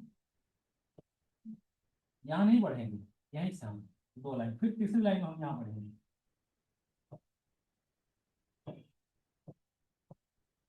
फिर अगर इसके बाद हम पैराग्राफ लिखते हैं तो थोड़ा सा छोड़ दिए, इससे ये होगा कि ये और ये कोटेशन उसे साफ साफ दिख रहा है। अगर नहीं करेंगे तो भी चलेगा, लेकिन कर देना चाहिए, क्योंकि वहां चश्मे वाले जो है ना, वो चेक करने वाले बुढ़े, उनको दिखाना पड़ता है। पहले ब्लैक और ब्लू दोनों पे कर लिखते, अब एक ही पेन। देखिए, एक पेन इस्तेमाल करना स्मार्टनेस है, कि एक ही पेन का भी इस्तेमाल कर रहे हैं और उसी से आप अंडरलाइन कर लेते हैं, उनको भी पता है। और जो हैबिचुअल हों कि समय की कमी ना पड़े, वो चाहें तो आप 2 कलम इस्तेमाल कर सकते हैं, लेकिन ग्रीन उरीन नहीं करना चाहिए, ब्लू और ब्लैक यही 2 इस्तेमाल करना चाहिए। कर सकते हैं। हाँ बिल्कुल कर सकते हैं, लेकिन सबसे अच्छा माना जाता है कि आप एक ही पेन से लिखें। आप जब जाएं तो आपके पास कुछ ना हो, बस केवल एक कलम और आपका एडमिट कार्ड, बस। हाँ, और कोई सवाल? संस्कृत में डाल सकते कुछ भी डाल सकते हैं, संस्कृत में डाल सकते हैं, उर्दू की शायरी देवनागरी में लिख के डाल सकते हैं, अंग्रेजी के कथन का अनुवाद करके डाल सकते हैं। अंग्रेजी को अंग्रेजी मत लिखिए, अंग्रेजी हिंदी पढ़ने वाले ज़्यादातर लोग जो है ना, बड़े बुद्धि के थोड़े मोटे होते हैं, बहुत बायस्ड होते हैं, और वो कहेंगे कि हिंदी के निबंध में अंग्रेजी का बताओ डाला है। उन मूर्खों को पता ही नहीं है, मुझे कहने गुरेज नहीं है मूर्ख कहने में, उन मूर्खों को पता ही नहीं कि हिंदी कोई भाषा नहीं है, अनेक भाषाओं का समुच्चय है। अंग्रेजी कोई भाषा नहीं है, अनेक अनेक भाषाओं का समुच्चय है। ये क्या कहते हैं, उर्दू कोई भाषा नहीं है, अनेक अनेक भाषाओं का समुच्चय है। अनेक अनेक भाषाएं मिलती हैं तब जाके हिंदी बनती है, उर्दू बन। पहले तो उर्दू ही नाम था हिंदी का, अब तो खैर हिंदी अलग है, उर्दू अलग है। और लैटिन के विकल्प में अंग्रेजी भाषा है, और वह अंग्रेजी अच्छी मानी जाती है जिसमें फ्रेंच वर्ड्स ज़्यादा होते हैं, वो अंग्रेजी अच्छी मानी जाती है। इसीलिए आजकल रॉयल की जगह रॉयल आ गया है, फाइनल की जगह फिनाले आ गया है, एजुकेशन की जगह एडुकेशन आ गया है। सब फ्रेंच प्रभाव है। पूरी दुनिया में सबसे अच्छी ब्यूटी फ्रेंच ब्यूटी मानी जाती है, रशियन नहीं। रशियन तो वाइट होता है, जो ललछुआ रंग है वो। और हमारे यहाँ भारतीय संस्कृति में जो हीरो का रंग है वो सांवला है, गोरा नहीं है। इसीलिए हर कविता में, हर गीत में सांवरे, सांवरिया, क्योंकि भारतीय संस्कृति में जो हीरो है उसका रंग सांवला है। और यहाँ लड़के हैंडसम हैंडसम एंड क्रीम और पता नहीं कौन सा लगा के गोरा बनने की कोशिश करते हैं, तो भूल जाते हैं कि हमारे जितने भी देवता हैं, जो मुख्य देवता हैं, सब। दर्शन शास्त्र कहता है कि जो पानी साफ साफ दिख रहा हो, जिस नदी में तलहटी दिख रही हो, वहाँ गहराई नहीं होती। और जहाँ तलहटी नहीं दिखती, वहाँ पानी काला दिखता है और वहाँ गहराई, तो सांवले में या काले में गहराई ज्यादा हो। लेकिन हम लोग सदियों से कभी आर्यों के गुलाम रहे, कभी मुगलों के गुलाम रहे, कभी अंग्रेजों के गुलाम रहे, और आज भी गोरे लोग ही शासन कर रहे हैं। तो हमारी मानसिकता बन गई है कि गोरा शासक होता है और काला शासित होता है। ये मानसिकता है हम लोगों की। हर रंग का अपना महत्व है, काले का भी अपना महत्व है, गोरे का भी अपना महत्व है। कोई ना किसी से छोटा है, ना कोई किसी से बड़ा, ना कोई किसी से श्रेष्ठ है, ना कोई किसी से निम्न है। सबका अपना महत्व, हर रंग का अपना महत्व। तो ये हो गया निबंध। और जो ये शब्द विलोम है, पर्यायवाची वगैरह है, ये सब हम आपको तत्सम तद्भव, तत्सम तद्भव की बात याद है, छोटा सा उदाहरण में दूं। किसान, किसान का तत्सम क्या होगा? ये तो तद्भव है।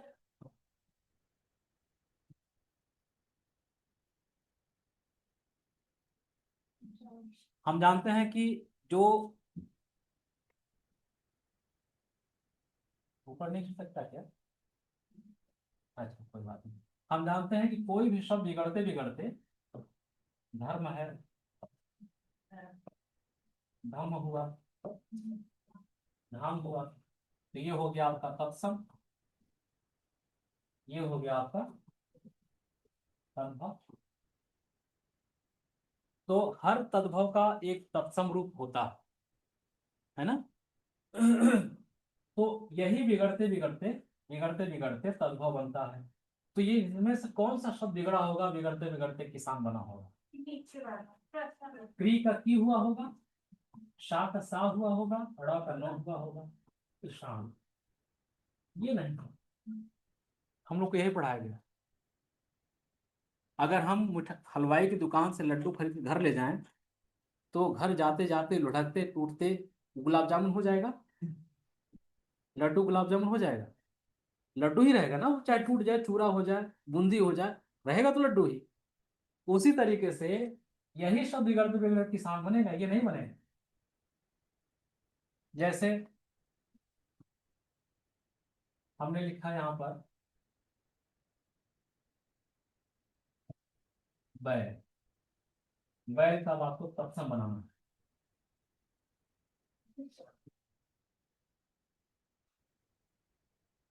कौन सा शब्द बिगड़ते बिगड़ते बैल बना होगा? नीचे वाला नीचे वाला। पढ़ाया क्या जाता है? हम बताएंगे आपको तत्सम तत्व कैसे पढ़ना। एक शब्द है पसीना, गाइड लेके दिमाग खराब कर दिए हैं सब, गलत गलत लिख करके। कौन सा शब्द बिगड़ते बिगड़ते पसीना बना होगा? कहीं पढ़ा है आपने इसको? हम पढ़ाएंगे टेक्स्ट बुक से। तो कहने का मतलब यह है कि मजेदार बात देखो, धर्म, धर्म टूटा धर्म बना। जो रेप है ना, ये रेप, इसको रेप कहते हैं, उड़नपुआरा नहीं कहते, रेप कहते हैं। र जब टूटा तो डबल म बना, फिर यही टूटा धाम बना। इसी तरीके से दुर्लभ शब्द है, दुर्लभ मन है जो कठिनता से, जो कठिनाई से पाया जाए। दुर्लभ का जो रेफ वाला लव है वो यहाँ हो गया दुर्लभ। फिर प्राकृत भाषा में ये हो गया दुर्लभ। यही समझ आइए। ये भी खोजा ही जाता है, ये आसानी से नहीं मिलता है। दुर्लभ वो है जो आसानी से नहीं। कैसे कैसे शब्द हैं, और हर तद्भव शब्द का कोई न कोई तत्सम शब्द होता है, ध्यान रखिएगा हमेशा। अग्नि, अग्नि, आदि,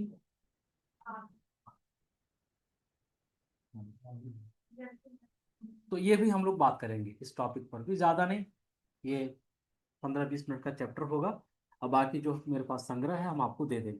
तो निंदा शब्दों के जो तत्सम तत्व हैं, ऐसे विलोम शब्द हैं, विलोम शब्द के 7 नियम हैं। नियम पढ़ करके जब आप याद करेंगे तो बहुत आसानी से याद हो जाएगा। वो एजेंट आया है पूरे, वो मोहल्ले में खड़ा है, जाके सामान ले ले, नहीं तो वापस चला जाएगा दिल्ली। टाइम है नहीं, नहीं तो हम और आगे इस पर बात करते। मेरा कहने का मतलब ये है कि आप लोगों को आज मैंने निबंध के बारे में बताया, फिर ये गद्यांश रह गया। गद्यांश में हम आपको बताएंगे, गद्यांश में हम आपको बताएंगे शीर्षक लेखन, ठीक, सारांश, संक्षेपण, और वो भी आता है क्या, रेखांकित रेखांकित पंक्तियों की व्याख्या। हाँ, हाँ। तो जब गद्यांश वाला चैप्टर शुरू करेंगे तो उसमें हम बता देंगे, ये हो जाएगा, ठीक।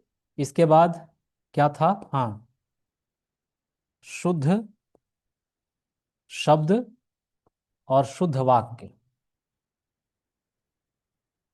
शुद्ध वाक्य, ठीक। तो ये 3 चीजें बहुत जरूरी हैं, और अगर आप ईमानदारी से पढ़ेंगे तो 10 दिन में ये कंप्लीट हो जाएगा। जैसे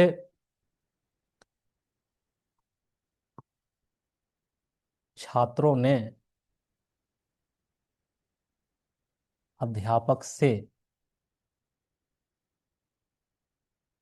प्रश्न पूछा, नियम यह है कि प्रश्न के साथ पूछना क्रिया नहीं लगाई जाती, करना क्रिया लगाई जाती है, इसलिए यहां पर किया हो जाएगा। ठीक ना? वाक्य है सीता ने दही खाया। शुद्ध कीजिए इसको। सीता ने, जब ने लगा देते हैं तो जो क्रिया है वो इससे नहीं बदलती, इससे बदलती है, कर्म से। और दही यहां पर पुल्लिंग है, तो खाया भी पुल्लिंग है, और वाक्य हमारा सही है। जब ने लगा देंगे, सीता दही खाई, तो सीता दही खाई, सीता से क्रिया बदल रही है। लेकिन ने लग गया तो सीता को हटा देंगे और कर्म से हम क्रिया बदलेंगे, तो कर्म दही पुल्लिंग है, दही मीठा होता है, तो इससे क्रिया बदलेगी। तो ये सब बारीकियां हम लोग को सीखनी है। वह वास्तव में अच्छा लड़का है। अब यहां देखें क्या कमी क्या है। वास्तव के साथ में नहीं लगाया जाता, इन दोनों को हटा करके वस्तुतः कर देंगे। वह वस्तुतः अच्छा लड़का है। तो इस तरह के कुछ टेक्निकल टर्म्स हैं जो जानना ही जरूरी है आपके लिए। जब ये जान जाएंगे तो तुक्का नहीं मारेंगे, और जब नहीं जानेंगे तो हर बार डाउट रहेगा कि पता नहीं जो हमने बनाया है शुद्ध है कि अशुद्ध है ना? तो ये यहाँ शुद्ध दूध मिलता है, शुद्ध गाय का दूध मिलता है, गाय का शुद्ध दूध मिलता है, ये आपको लिखना होगा। हाँ, नहीं, हम दूध लेने जाते हैं, हम गाय लेने थोड़ी जाते हैं। हर जगह लिखा होगा कि सरकारी भांग की दुकान, सरकारी भांग की दुकान। हाँ, तो इसको हम लोग कहते हैं कि क्रम दोष है ये, सही जगह से सही क्रम नहीं लगा हुआ है। वो आदमी बैलगाड़ी हाँक रहा था, तो जो जानवरों से युक्त गाड़ी होती है उसको हाँका जाता है, और जो मशीनरी है उसको चलाया जाता है। तो इस तरह से तमाम जो शब्द हैं वो बताने पड़ेंगे। हर वाक्य में वर्तनी संबंधी अशुद्धि होगी, संज्ञा सर्वनाम क्रिया विशेषण संबंधी अशुद्धि होगी, वाक्य संरचना की अशुद्धि होगी। इन सभी चीजों को जब हम सीख लेंगे तब वाक्य हमारा अपने आप बनना शुरू हो जाएगा। ठीक ना? सीता ने मधुर वचन बोला। अब ने लग गया, वचन से क्रिया बदलेगी।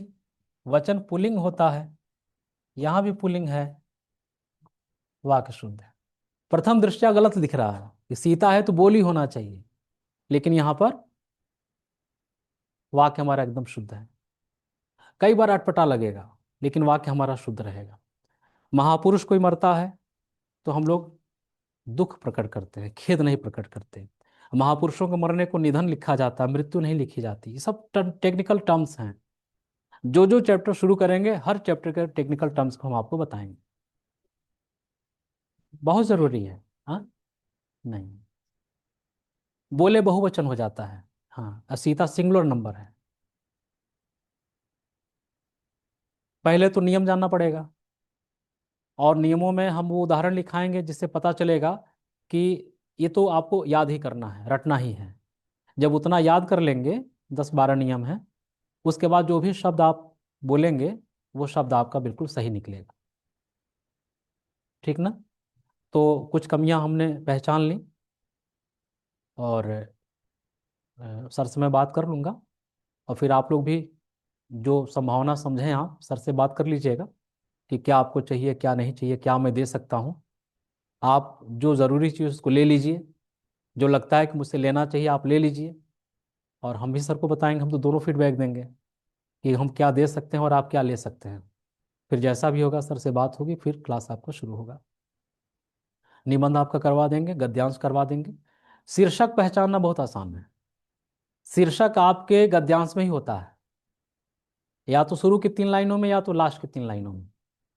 बस वो देखने वाली नज़र डेवलप करनी है आपको। अगर नज़र डेवलप कर ली है तो बहुत आसान होता है। पढ़ते जाइए, लिखते जाइए, आखिर में एक निकल जाएगा। तो बहुत आसान है। लेकिन यह है कि अगर आप थोड़ी प्रैक्टिस कर, ये जो भी चीज़ें हैं बिना प्रैक्टिस के नहीं होंगी, ये रटने की चीज़ें नहीं हैं। इसीलिए मैंने शुरू में कहा था कि हिंदी जागरूकता का विषय है, विद्वता का विषय नहीं है। सब विद्वान बैठे हैं यहाँ, एक एक एक लोग बैठ जाएंगे चाय की दुकान पर, जो पंचायत करेंगे कि यूक्रेन और रूस फेल हो जाएंगे, इतने ज्ञाता हैं सब, लेकिन परीक्षा में फेल हो जाते हैं। इसका मतलब यह है कि कहीं न कहीं टेक्निकल कमी है। ज्ञान बहुत है, बस अनुशासन में लाना है उसको, ठीक ना। तो व्याकरण पर चर्चा हुई, निबंध पर चर्चा हुई, गद्यांश पर चर्चा हुई, और पत्र पर चर्चा हम करेंगे। सर से हम बात कर लेते हैं, आप लोग भी बात कर लीजिएगा, 1-2 दिन में डिसाइड कर लेंगे, फिर जैसा भी होगा। क्लास पढ़ा के हम जाते हैं तो आपको जाते समय ज़्यादा नहीं, 40-45 मिनट भी अगर मिल जाएगा तो कंप्लीट हो जाएगा। लेकिन जिम्मेदारी से पढ़ना है। दुनिया की कोई भी भाषा, दुनिया का कोई भी कोर्स, कोई भी विषय खराब नहीं होता। खराब तब लगता है या तो हमें अच्छा टीचर नहीं मिला है, या तो हमारी रुचि नहीं डेवलप हुई है। अगर रुचि डेवलप हो जाए तो मेहंदी लगाओ का भी एक कोर्स होता है, और रुचि डेवलप हो जाए तो खाना पकाना भी एक कोर्स है। पूरी दुनिया में मास्टर शेफ का चुनाव हो रहा है। बढ़िया कपड़ों की डिजाइनिंग, मनीष मल्होत्रा की साड़ी देखिए, 1-1 लाख 1.5-1.5 लाख रुपए की साड़ियाँ हैं। अभी हम गए थे बाहर तो देख के आए कि ये सर ये ओरिजिनल साड़ी है, ये उसकी कॉपी साड़ी है।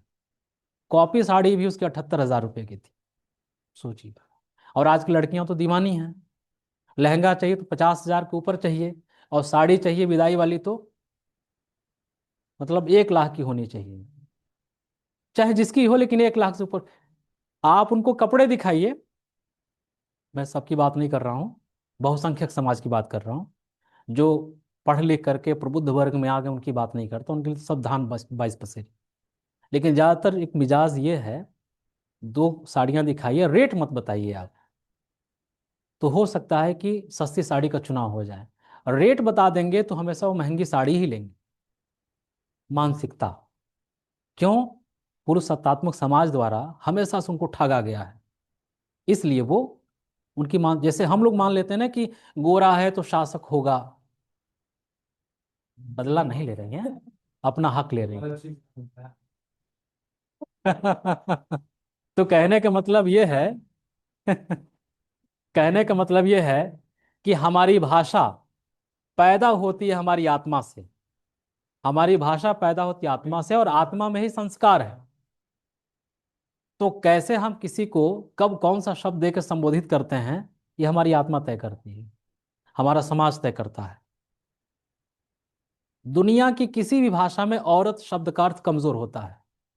औरत अरबी भाषा का शब्द है, कमजोर होता है। दुनिया के किसी भी शब्दावली में औरत का कमजोर, तो ये बनाया किसने होगा? पुरुषों ने बनाया होगा। सॉफ्ट देखा तो स्त्रीलिंग, कठोर देखा तो पुल्लिंग, मीठा देखा तो अपना, कड़वा देखा तो दूसरे का। सजा है तो सजा दी गई, और मजा है तो मजा आया। मजा पुल्लिंग हो गया, पुरुषों ने अपने लिए गढ़ लिया, और सजा दी गई, सजा स्त्रीलिंग। तो ऐसे बहुत से शब्द हैं, लेकिन दुनिया चलती है समायोजन से, साहचर्य से। पैंट स्त्रीलिंग है, प्लाजो पुल्लिंग है, ब्लाउज पुल्लिंग है, कमीज स्त्रीलिंग है, दाढ़ी स्त्रीलिंग है, मूछ स्त्रीलिंग है, जूड़ा पुल्लिंग है, पेटीकोट पुल्लिंग है, लुंगी स्त्रीलिंग है। अब सोचो, चुटिया स्त्रीलिंग है, और जूड़ा पुल्लिंग। तो जब तक साहचर्य नहीं होगा ना, तब तक जीवन कंप्लीट नहीं होगा, पूर्ण नहीं होगा। पूर्णता सम विषम से होता है। आदम अकेले स्वर्ग में विचरण कर रहे थे, उदास थे। खुदा ने पूछा कि क्यों उदास हो, मन नहीं लगता? तो आदम तो बाहर से बनाए गए, जन्नत में डाले गए, बाहर की मिट्टी थे, उबड़ खाबड़, जन्नत में मन नहीं लगता था। तो खुदा ने जन्नत के ही आबो हवा में उनकी बाईं पसली से हवा को बनाया। तो जो जन्नत की आबो हवा में बनेगा, जाहिर सी बात है कि ग्लो रहेगा। यही कारण है कि लैला चाहे जितनी काली हो, हमेशा मजनू को अट्रैक्ट करती है, क्योंकि स्त्री बनी है जन्नत में। स्त्री बनी है जन्नत में, एक ग्लो होता है उनमें, एक नूर होता है। ये क्या कहते हैं मतलब बहरहाल, बात यही हम छोड़ते हैं। और कभी भी कोई बात करें, कोई भाषण दें, कोई बात सुनाएं, वाणी को विराम मत दें। विराम का मतलब मौत है, कि हम अपनी वाणी को विराम देते हैं, हम अपनी बात समाप्त करते हैं। ठीक ना, यहां से कह करके हम लोग समाप्त करेंगे। हाँ। हाँ, पहले तो वो मैं बता दूं, एक बात याद आ गई मुझे। महिला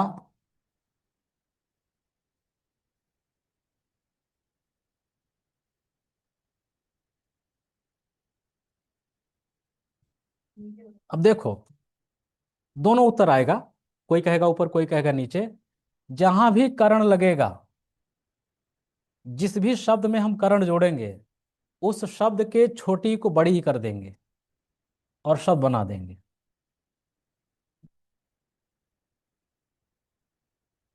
प्रस्तुतिकरण। अब इसके हम करण लगा के बनाएंगे तो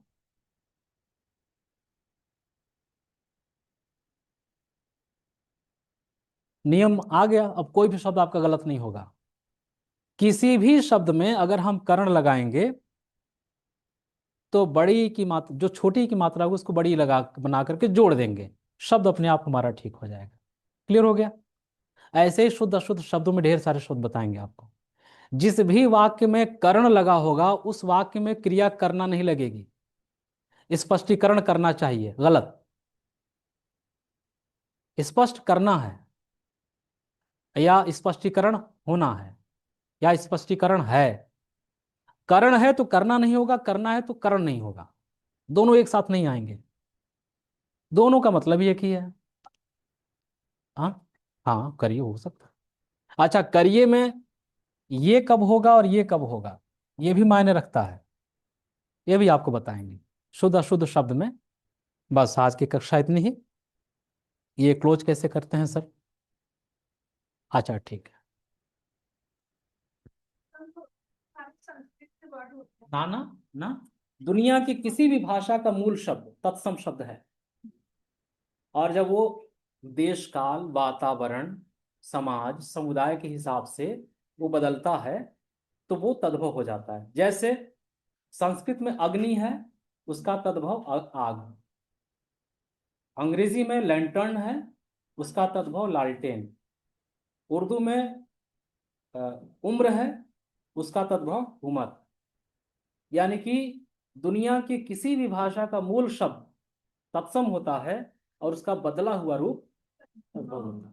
तो जिन गाइडों में, जिन किताबों में लिखा है कि संस्कृत का मूल रूप ही तत्सम होता है, गलत लिखा है। तत्सम है, उसको बदल दीजिए, आप बदल दीजिए। कॉन्सेप्ट यह है कि किसी भी भाषा का मूल शब्द तत्सम शब्द होता है। अभी हमने आपको उदाहरण दिया, टर्पेंटाइन टारपीन, लैंटर्न लालटेन, वजन वजन, शहर शहर, उम्र उमर, और बाकी मयूर का मोर, पुष्प का पुष्प फूल, अग्नि का आग, चतवारी का चार, मई का में, मध्य का मध्य मध्य में। इस तरह से होता है। इसीलिए कहते हैं कि अच्छा अच्छा टेक्स्ट जरूर पढ़ना चाहिए, टेक्स्ट बुक पढ़ना चाहिए। गाइड पढ़ेंगे तो गड़बड़िया है। ठीक ना। सबसे अच्छी किताब ये आती है वासुदेव नंदन प्रसाद की। हाँ, लेकिन थोड़ी सी जटिल है, हटा दीजिए, रखे रहिए अपने पास। और जिसके कमरे में वो किताब हो, सफेद वाली आती है, आदित्य प्रकाशन वाली, अगर आपके कमरे में है तो आप कभी सफल नहीं हो जाएंगे, कभी नहीं होंगे। आप न यकीन हो तो आप रख के देख लीजिए, आप न पढ़िए, कमरे में रख लीजिए, सफलता उस साल तो मिलेगी ही नहीं आपको। और न यकीन हो तो दूसरे के कमरे में रख के देख लो, नहीं मिलेगी। कारण यह है, उसमें उत्तर ही गलत नहीं, उसमें प्रश्न भी गलत है। आप हाईली कंफ्यूज होते हैं और जो आता रहता है वो भी भूल जाते हैं। सबसे अच्छी किताब हरदेव वासुदेव प्रसाद की, क्योंकि ये थ्योरी है, बहुत अच्छी किताब है। जैसे आपसे कोई पूछे कि बैरेक्ट अच्छा है कि ब्रजेश्वर शर्मा की किताब अच्छी है, बैरेक्ट उसी तरीके से ये अच्छा है। और अगर इसके साथ अगर पढ़ना चाहें तो मेरा जो अपना नोट्स है मैं सर को दे दूंगा, आप लोग जिराक्स करा लेना। हाँ वो ठीक ना। Thank you.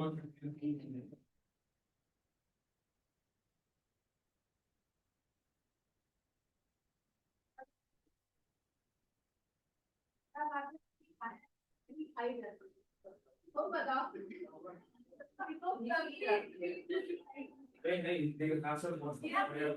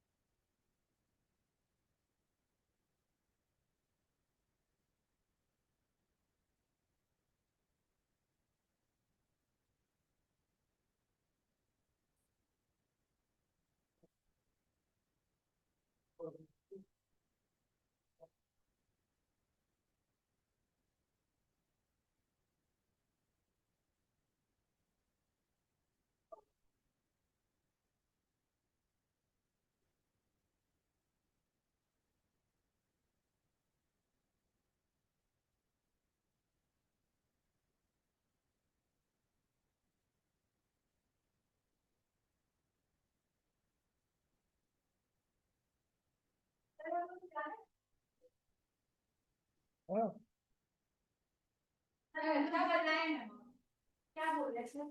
आज तक हमें पता ही नहीं था।